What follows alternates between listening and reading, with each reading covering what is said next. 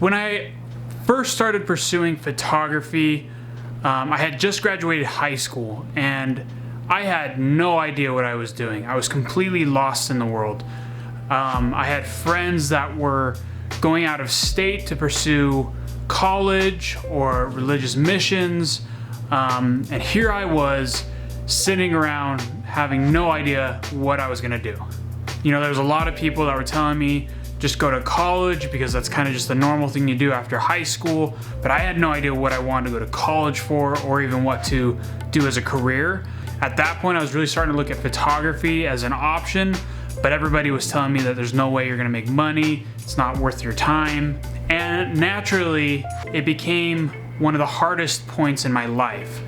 All my friends were gone, I was confused, I felt like a failure, and so I would just grab all my camera gear and disappear into the mountains for hours and for days. I would do backpacking trips by myself, I would do hiking trips, and what this would do for me is it would allow some silence. It would allow me to be one-on-one with my head and really just think through the issues that I was facing.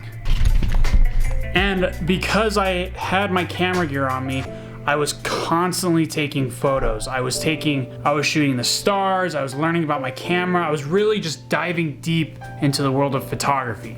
And the funny thing about it is, like, I wasn't even doing it for the sake of being a freelance photographer, because in my head I was constantly having people question that career path. They were saying it wasn't realistic and it wasn't reliable. And so I wasn't even doing it for the sake of building a career, I was just doing it as an escape.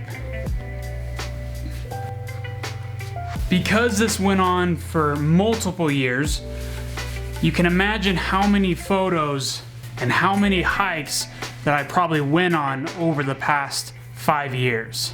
And what originally started as an escape and a reason to get out of the house, it quickly became what is now the foundation of my entire photography career.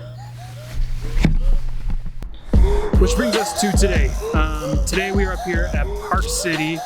We're at Woodward Training Facility, and we're just gonna be riding the terrain park. We're gonna be taking some photos in the terrain park, and overall just having a super good time. So sit back, enjoy, and let's get it.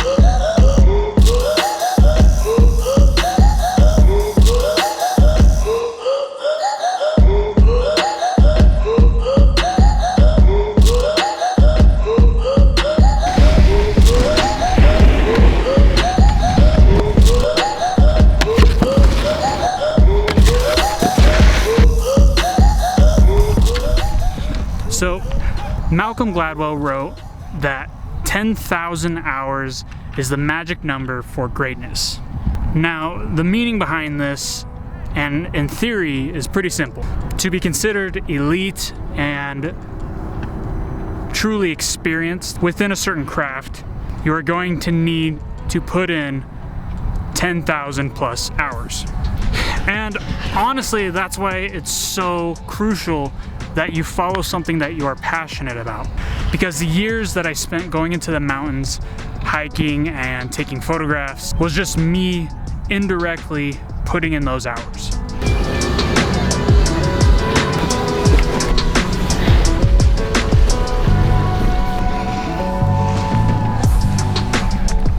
Now, I don't consider myself an expert in any form, right? I still have a long ways to go. Just like you guys, I am learning every single day and working hard to perfect my craft. This is just a good example of if you're willing to put in the work and not cut corners, then you will simply reap the rewards of your hard work. If you want to win, you have to be willing to put in the time and the energy and the sacrifice in order to win. Hey! Yeah! We out here, boy!